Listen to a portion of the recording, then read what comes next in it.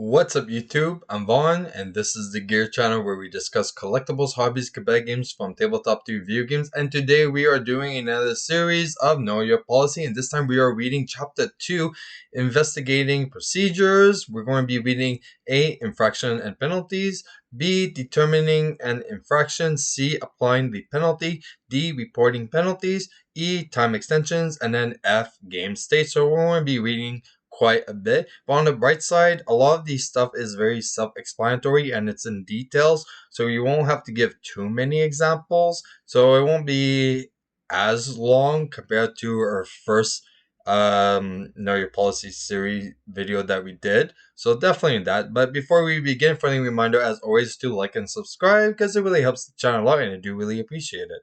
So going into it right off the bat. So A, infractions and penalties. Nice. Infractions are errors in gameplay or policy. Most infractions are considered to be unintentional errors rather than deliberate actions. So, which is very true. So, a lot of the times the penalties that are given, it's not really intentional. So, it's very rare that you actually find a penalty given because a player did it intentionally.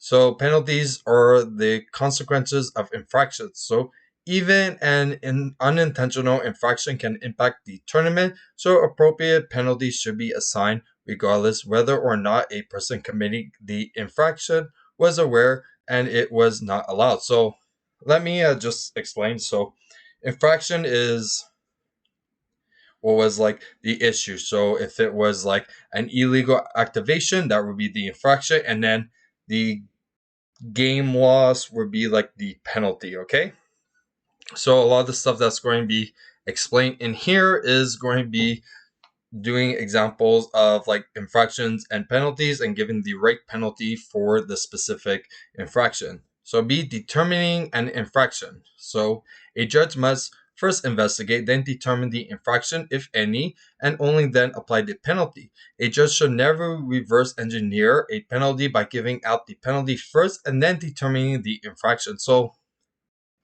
this actually does occur time to time with judges, that a judge would be like, well, this would be a game loss, and then later on, like do a structure and be like, okay, this occurred, and then be like, okay, yeah, it's definitely a game loss. So the last thing a judge should say will actually be the penalty and the explanation for the penalty. So before getting into any specifics, he should first investigate as much as he's capable of, and then for the final result, give the penalty that's appropriate for that infraction. So all person involved should explain what happened and answer truthfully any questions the judge may have. So judges should be probing multiple questions. The judge will examine the situation and determine if an infraction has occurred. If an infraction has occurred, the judge will explain the infraction and apply the appropriate penalty. If no infraction has occurred, the judge will quickly explain why. So this is very important because when we did our first demonstration on our previous video, we explained how it could definitely avoid situations of players asking why a penalty was not given. So if they explain why a penalty was given or why a penalty was not given, that could definitely avoid multiple situations. So investigating for more serious infractions may be conducted in private.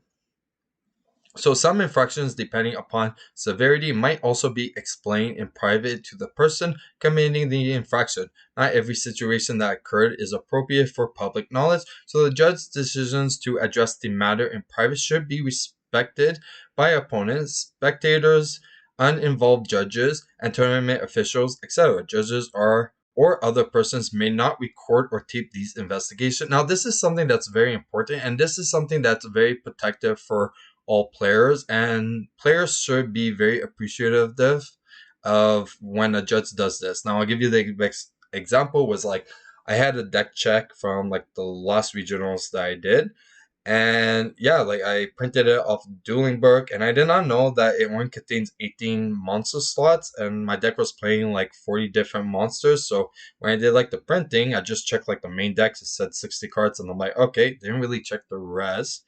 But yeah, so did the deck check, and the judge took me to the side, asked me if there was additional like sheets as well. And I'm like, no, it's only like that one deck list and that's it. And he's like, well, you're missing like more than like 20 monsters for your deck list. So that time that he took me privately outside was like perfect because I was able to redo my deck list. Like I did receive a game loss because of this, but at the same time, he gave me the time to rewrite my deck list. And this is something that's definitely like private knowledge. So it didn't give people information of my deck. So it was very appreciated that they took me to the site and conducted that like privately, just so I did not show everyone where I was playing. So that's why I say it's very beneficial when a judge takes you to the side and have like a conversation with you like privately. It's always for your advantage, and I definitely recommend for you guys to just like go along if a judge asks you to come with them privately to discuss the penalties. So persons have the right to appeal to the head judge after the floor judge has determined the infraction and applied the penalty. The person cannot appeal or request the head judge until after the floor judge has reached their decisions. This is very important, and it's kind of worded weirdly at the beginning. So, a person have the right to appeal to the head judge. Now, so you're appealing to the floor judge, and the appeal is going directly towards the head judge, and the head judge is going to approach and gives like the final saying. But one thing that's very important is that when I said that you cannot appeal until the floor judge actually made his choice, because if a player is like biased, and sometimes this actually does occur, like they don't like a specific judge, so if they don't feel like the judge is doing the correct ruling before they even hand out the like decisions or the ruling, they'll appeal right away. So this is why I'm saying that you have to wait for the floor judge to do his decision, and then after you're able to appeal. So, and that's only appeal if you're dissatisfied. Like if you think like the slightest that it might be wrong, then yes, don't appeal just because for the hell of it or just to waste people's time. So failure to wait until the floor judge has finished could result into unsportsmanlike conduct penalties. So yeah, you got to receive greater penalties because of doing this. The head judge's decisions is the final and cannot be appealed. If the head judge handled the initial judge call instead of the floor judge, the head judge's decisions cannot be appealed, which is very true. Okay, so C, applying the penalty. Once an infraction has been identified, the judge will ask the person if they have received any other penalties for the same infraction during the course of the tournament. Now, let me point out that it has to be specifically the exact same infraction, okay? It cannot be ones that like are like quote like similar or like any different like it has to be the exact same fraction for it to be like upgraded, because it's going to see like this helps the judge determine if the penalty might have to be upgraded. So like if they're playing like a deck that involves that you have to reveal for every single card and they stop revealing to activate every single card, like yes, that's similar. But if it's like two complete different like penalties, one was like for not doing a mandatory effect and one was for like a deck check, like it can be upgraded because they receive a complete different penalty. It has to be similar in a way or the exact same. So in the case where a tournament takes place across more than one day, penalties acquired on day one will carry over into day two unless the stated otherwise in the event of the FAQ. So this is usually talking about like YCS or higher tier events that it's usually like 2 or 3 days. So yeah, it could definitely carry out towards the following days as well. Persons are required to answer this question honestly. Lying to the tournament official is against tournament policy and will be penalized. Yeah, this could actually get you disqualified, so be careful with that. Don't lie to the judge. Just be as truthful as you possibly can.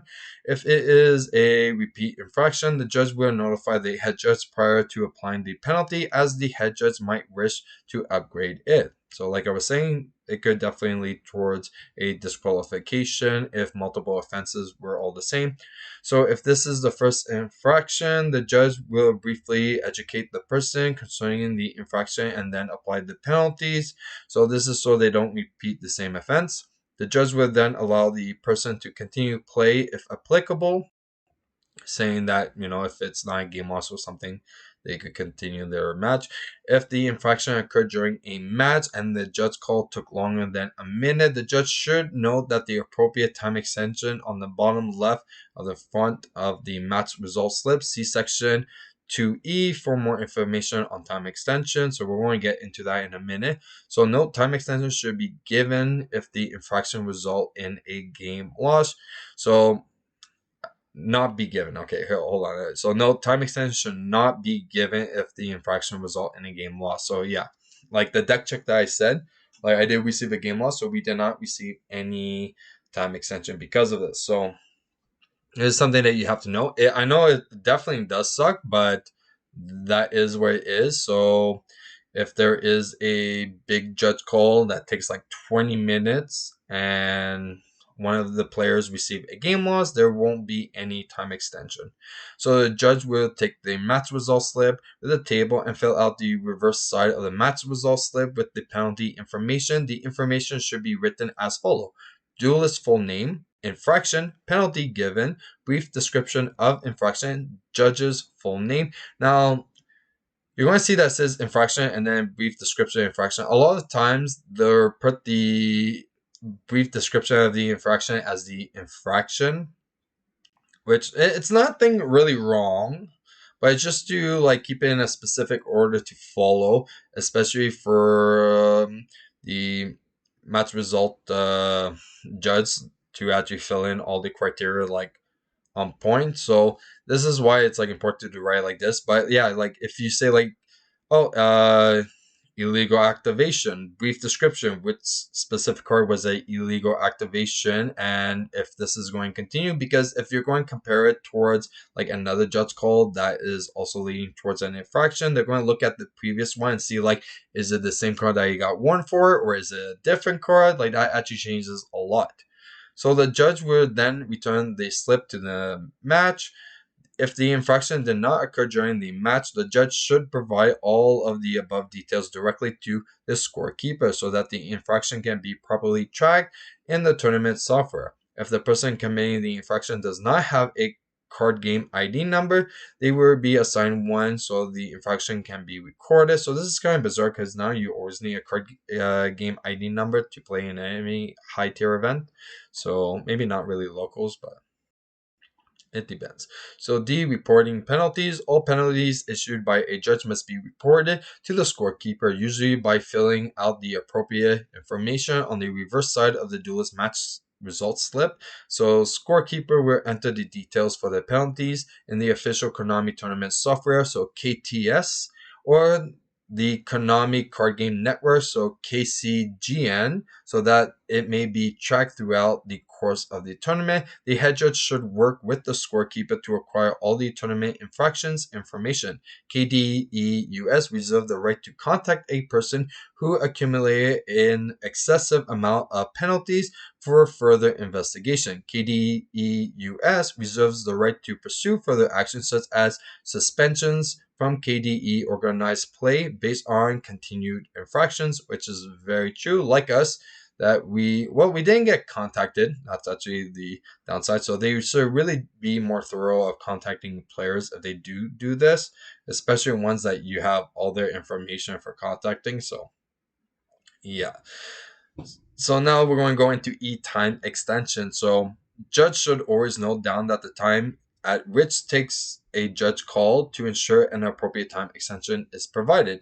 Any judge call which lasts longer than 1 minute requires that the match be given an appropriate time extension. So that's why if it's like 30 seconds, then nope, no time extension. Time extensions are given after the call has been resolved. Time extensions should be given for the applicable time lost during a round. Time extensions should never be longer than the time that remains in the round. Time extensions should not be given when there is an infraction that the result game is lost. Multiple time extension may occur during the round of the same match.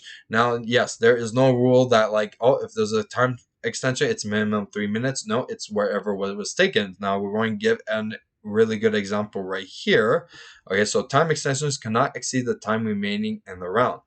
A judge responds to a judge call at the match with 3 minutes left in the round. The duelist decides to appeal for a ruling the head judge. The total length of the appeal time has been 7 minutes. The duelist should only be given 3 minutes time extension, as that was the time lost during the round. Okay, so if there's only 3 minutes left, doesn't matter if the judge call took like 20 minutes, you only get 3 minutes. Okay. Another example is a judge responds to a judge call at a match during the end of match procedures. The issue is resolved in 3 minutes. No time extension should be given, as no time is lost during the round, and at the end of the match proceeds are not timed, and the duelist will continue with the end match procedures. So that means that if you're in your main phase and time was hit, okay, and someone called a time or a judge for an issue that happened like last turn, it's like, no, there won't be any time extensions. And also, this is why we go back previously when we said that why it's so important to call a judge as soon as an issue occurs and not to delay it, because in this situation now it's could be shown as rule sharking. That's one of them, but also that you won't get any additional time because of previous incidents. So especially if it's like a repairable game state or a situation like that, there won't be any time. And if it's a repairable game state and it brings back to the point that it was legal, that means that you're going to hit time on that point that it was legal. So if it was your current turn right now, your main phase, and the illegal activation happened on your opponent's main phase, that means it's going to be repaired all the way to that point, and you won't have a time extension, and it will be your opponent's turn that time was hit. Fun fact. So after a deck check of duelists receive a marked card, major infraction resulting in a game loss penalty, no time extension is given for the deck check. So this is very true. Whenever there's a game loss, like I said previously, if it's like 20 minutes and someone got a game loss, you get no time extension and it doesn't matter. So if you're appealing and a player received a game loss, no. So this is something that's very important to note, because especially like if deck check took like 30 minutes, you can't do anything like at all. If you received a game loss, there's nothing you could do, and you have to play with the remainder of time. A table was randomly selected for a deck check, which gets them an 8-minute time extension. Later in that same round, one duelist calls for a ruling. A table would get another appropriate time extension. Later in the same round, the other duelist has a policy issue resulting in a third time extension. These time extensions should run one after another, which is very true. So you could get unlimited time extension as long as it fits the amount of time in that match round. So like this 40 minutes that we have, so it can't exceed pretty much that. So the current amount that you're playing plus the extension has to still fit 40 minutes. Okay, it cannot be an increase of time at all. A judge arrives at a match that has called for a judge. A duelist informs the judge they have been waiting for 2 minutes for a judge to answer their question. The judge takes 3 minutes to answer their question. The duelist should receive a 3-minute time extension, as that was the time that the judge spent answering the judge call. So this is why it's very important. It's like not to waste your time arguing with your opponent. Call a judge right away. If there's an issue, call right away, because if you spent like 10 minutes arguing and then the judge gets there and answers and it only took like a minute, there is no time extension. And you cannot tell the opponent, well, it took 10 minutes for this, because that's irrelevant. I see judges still ask like, oh, how long it took to like determine. It's like, you cannot do that anymore. Okay, time matters as soon as the judge comes to the table. It's the judge's job to, one, where's the watch, what time he actually gets here, make notes of how much time of the round there is, because that's very important. That's why they should have like notepads to actually note it, like what time it started, and then check the time and then calculate and be like, okay, you're receiving this amount. Okay, there should be no questions involving like, well, how long ago does this occur? What should matter is like, when of the game state did that occur? Did it happen on your turn, your opponent's turn? Because when doing the time extension, it's irrelevant of how much time they took to like call a judge. Okay, you have to consider and like what time you got to the table. Okay, so now we're going to F game state. So the term game state refers to all elements of the game: cards, field, hand, graveyard, face, turn, etc. Both duelists are responsible for maintaining a game state by clearly communicating with each other. Both duelists are required to divulge any and all information that may require to maintaining a legal game state. Now, in communication, it really points out here why you can't take back your plays. But yeah, it has to do with the game state and also agreement for communication. So that we're going to probably get into pretty soon. So the game state has been damaged by illegal actions, missed mandatory effect, and so forth, rendering it either acceptable, repairable, or irreparable. Whether or not a game state is repairable or irreparable, it means the difference between a warning and a game loss, which is very true. Because if you can't repair it, then it might issue into a game loss. So irreparable game state. If both players, both duelists, share fault in a single game state error, that merit a game loss, determine which duelist is most at fault, and award that duelist with a game loss, and the duelist less as a fault should receive a warning. So, mandatory effects like a Sanjan, it's both players' responsibility to recognize it. So, both players are always going to receive penalties cover this, but one of them will receive a game loss, okay? So, an irreparable game state should never result to a double game loss except as an upgrade, which is very true because if the one at fault because it's his card received a game loss, but the other player already received similar or the same penalty prior, they could actually both receive a game loss. An irreparable game state should never result in restarting a duel or match. Okay, so irreparable game state. Duelist returns a face-down monster to her deck. She special summons Gladiator Beast Heraklinos from the extra deck without revealing it to the opponent. There is no way to tell if the face-down card was a Gladiator Beast monster, so that the action of the irreparable is appropriate to give the duelist a game loss. Yeah, so for situations like that, yeah, you still have to show that it is a Gladiator Beast monster. So that's one thing a lot of people don't assume because of the games that it's just set and you don't really see it. But yeah, in real life, you actually have to show it.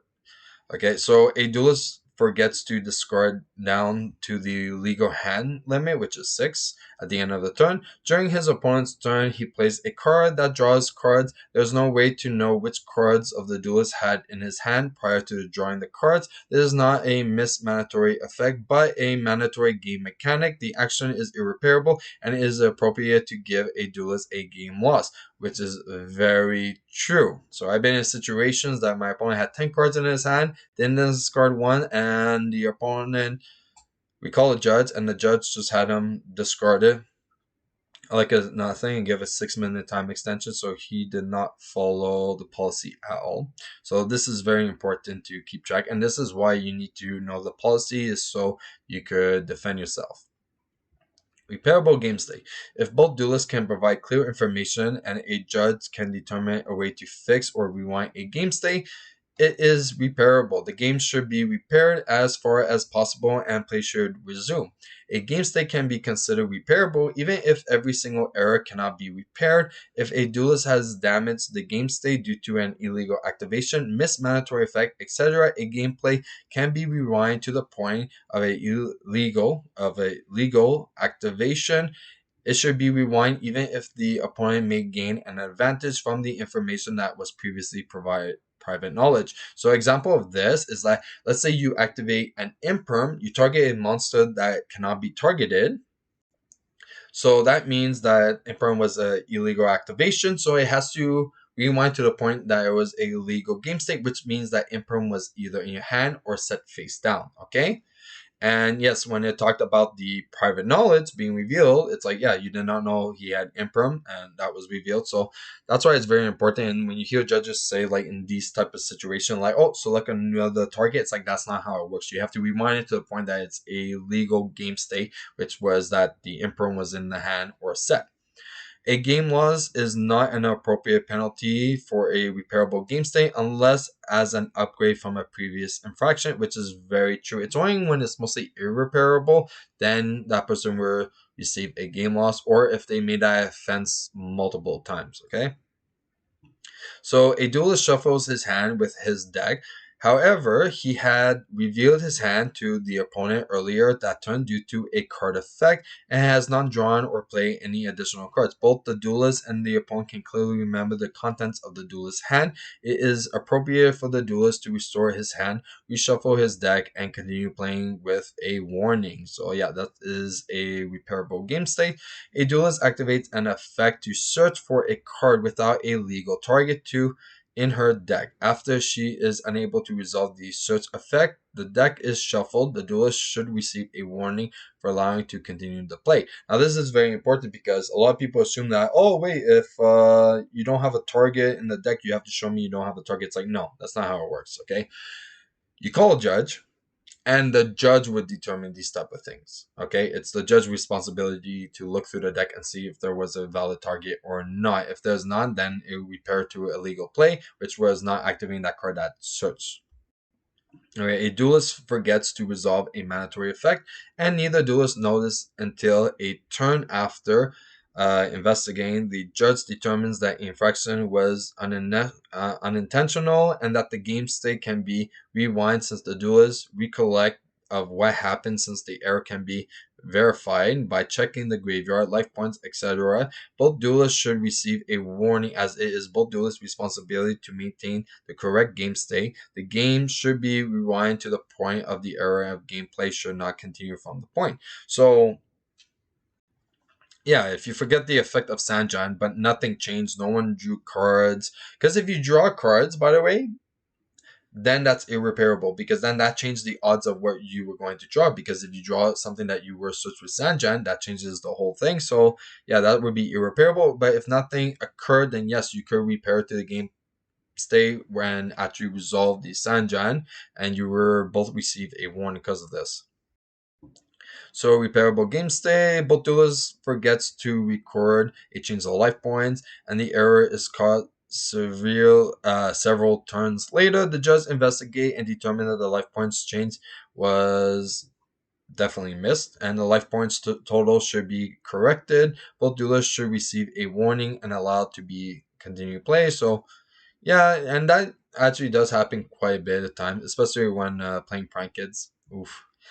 Okay, accepted game state. So sometimes the judge may make determination that even though the game state has been damaged, it has happened too far back to fully repair and does not create a significant advantage to a duelist most at fault. The judge may then declare that the game state to be accepted, meaning play will continue as is, which is kind of weird because then it was just saying irreparable. Now, if it's too far back and it's irreparable, then yeah, that word issue. But then there's some situation where I do get that. So like if there's like optional effect, okay, or situations like that, that can be like look over and like, oh yeah, you cannot because it is too far back, even though if there was like missing information that like the opponent wasn't aware of the specific additional effect. Like I can see like those type of situations that like yes, this is where it like follow, but usually it's something very rare. Usually it would always lead towards a game loss if you're unable to repair that specific situation. So accept the game state. Both duelists misread a card effect and resolved the effect incorrectly. The error is caught later, and when one of the duelists plays another copy of the card, the judge investigates and determines that both duelists generally misunderstood the effect. Both duelists should receive a warning, as if it's both duelists' responsibility to maintain a correct game state, and the gameplay should continue to that point. Yeah, example like I just gave. It's situations like that. That's where it occurs. Neither duelist has been keeping track of life points on paper, and there is no disagreement about life points total. The judge should listen to both duelists, examine both graveyards, and decide in favor of the duelist who has best support for the case. The entire game should not be reconstructed and the decisions should be made in a timely manner. Both duelists should receive a warning for not keeping a paper record, which is very true because now the best thing is always pen and paper. Don't use your calculator or Neuron. Just use a pen and paper and you'll be all set. And sometimes this does actually occur that people forget to keep track of life points and you're like, oh, okay. But it is what it is. A duelist forgets to resolve mandatory effect, and neither duelist knows until a few turns later. After investigating, the judge determines the infraction was unintentional, but neither duelist is clearly able to recall what happened in the game after the error. Both duelists should receive a warning, as it is both duelists' responsibility to maintain the correct game state. Gameplay should continue from that point. Yeah, so if like it's a situation that cannot be repairable because both players are not too familiar or don't really remember the exact details of how to retrack it because maybe there was just too many activations or too many cards actions that just occurred, like yeah, then it would be irreparable. So significant advantage. Okay, so this is something that's very important to actually note. So, Yu-Gi-Oh TCG can be complex game with the variety of factors influencing the outcome. So it can be difficult to say with certainty what constitute a significant advantage if an action would result in a duelist who should not win a game. Winning a game is a good baseline for determining a significant advantage. Hold on, let me see if I overread a bit. Hmm. I think no. No. Game state. Yeah, we're still in game state. I think so. Game state. Yeah, we're okay. Well, we have yeah. Okay, so we're almost done. Okay, because it looked like we were starting another chapter, but yeah. All right, so let me go back. That's weird because it's not included in that. So significant advantage. So okay, complex game. Yeah, I'll just reread the whole thing fast. So Yu-Gi-Oh! TCG can be a complex game with a variety of factors influencing the outcome. So it can be difficult to say, but certainly what constitute a significant advantage if an action would result in a duelist who should not win a game. Winning a game, that is good baseline for determining significant advantage. Okay, so a duelist activates and resolves the effect of magical explosion. Huh, haven't heard that card in forever. While your opponent has a Jinzo face up on the field, the effect of magical explosion inflicts enough damage to the opponent to lose the game. Neither duelist realized that the effect of magical explosion should have been negated by Jinzo until after both duelists have shuffled the cards from their hand to the graveyard into the deck to prepare for the next game. So that is a good situation that you cannot have him winning the game, but also both of them, he would definitely receive a game loss because of that, and then the other player will receive a warning. Um, yeah, because they will both be in fault, and then you will have to go and determine which one is greater in fault. So yeah, so another thing is a duelist has a Telemate Havis face up on the field. The opponent has Rivalry Warlord face up on the field and 25 life points. Okay, remaining the duelist normal summon Telemate Rhino Heart moves to the battle phase and attacks with both monsters to reduce the opponent's life points to 0. Neither duelist realized that the effect of Rivalry Warlord prevents the duelist from summoning Telemate Rhinoheart until after both duelists have shuffled the cards from their hand and graveyard into the deck to prepare for the next round. So same situation, both receive the one least in fault will receive a warning, and then the one that's greater in fault will receive a game loss. Okay. Significant advantage. A duelist has 700 life points remaining and Imperial Order face up on the field. The duelist ends her turn forgetting to pay 700 life points to keep Imperial Order face up on the field. On the subsequent turn, she realized she should have run out of life points during the previous turn. Yeah. Okay, misrepresenting the game state.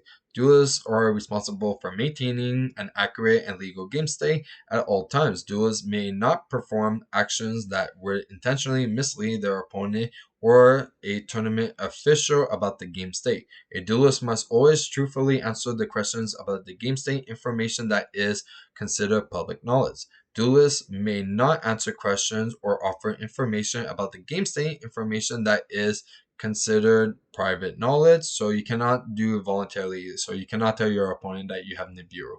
That's actually against the policy, just to let you know. Yeah, and it's true because it actually can change the opponent's perspective or even his whole strategy with this new private knowledge information. Okay, duelists may not make false statement about the game or gameplay, even about information that is considered private knowledge. Duelists may not place any game element in any way that would intentionally mislead their opponent and or tournament officials, or conceal the element presence from the opponent and or tournament officials' view. Duelists may not make deceptive offers to or agreement with their opponents. Yeah, no bribing, guys. Misrepresenting the game state is considered unsportsmanlike conduct, cheating. Please see section 4H 4 for more information. We'll get there soon. We're going to see a lot more about the specific of the penalties. Alright, misrepresenting the game state. A duelist asks her opponent what is the defense of Blue Eyes White Dragon, and the opponent intentionally replies, defense is 1500. The defense of Blue Eyes White Dragon is not 1500. Okay, so misrepresenting the game state. So pretty much all of these examples are. So a duelist mentions they are running a certain card which is not currently considered to be public knowledge, with is intentionally to influence their opponent's action. You see right there. So saying that you have Nibiru in your hand, doesn't matter if it's true or not. That's a game loss. I would personally issue that because yeah. A duelist intentionally places his hand over a set card in his spell trap card zone, leading his opponent to believe he has no set cards. A duelist intentionally places a stack of token cards face down in his extra deck zone, so showing that he has an extra deck. Okay. This actually occurred multiple times against Monarchs. Yeah. So a duelist tells her opponent, if you show me Honest in your hand, I will forfeit the game. When your opponent reveals a copy of Honest, she activates Mind Crust and wow, savage. Some of you have Honest in your hand and I'll scoop. Oh, I have Honest, Mind Crush. Wow. Yeah, that's definitely a big no-no. A duelist knows that their opponent forgot to add her banished card pile back into the deck, then shuffles for game 2. They wait until she draws her opponent's hand and only then calls a judge about her illegal deck. Okay. A duelist has Exodia the Forbidden One, left all of the 5 pieces, yeah, and right arm, okay, in his hand, and lies to his opponent about holding a win condition. Okay, to prolong the match. Yeah, so that could definitely stall for time. Definitely.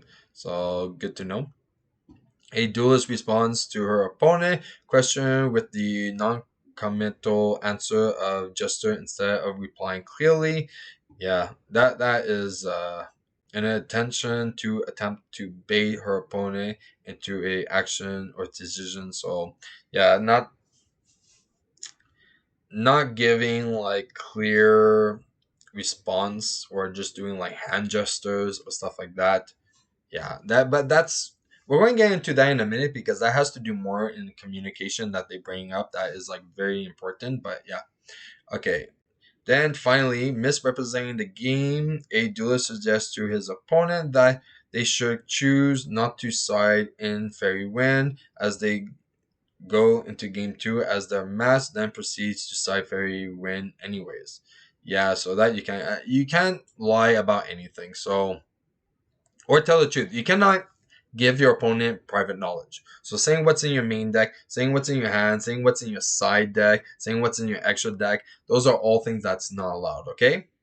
And you have to keep track. And that's it for chapter 2 of investigating procedures. So if you guys enjoyed today's policy and it helped, I know some of it was like quite fast, but it was definitely to really determine penalties and also to know if like the judge is doing the investigation correctly. So this could be very big advantage for you, especially in your next higher tier event. But also one thing that I doesn't know is like, fun fact, you could also appeal on a judge call your opponent made. So if the penalty is towards your opponent, you guys could appeal that. There's nothing wrong. I actually have done that because I had a judge that like gave a wrong penalty because it was supposed to be minor. They gave a severe one, and I actually appealed it to the judge, and then the head judge came and agreed, and I'm like, there you go. There's nothing wrong with that at all. And that was like the first time they were shocked to see that. But yeah, so that was it for today's video of Know Your Policy. Now, if you guys enjoyed today's video, you know what to do. Like and subscribe. And if you want to sneak peek at future products we're planning to review here on the channel, you can follow me on my Instagram, VaughnGear. So till next week, guys, I'm Vaughn, and this was the Gear Channel.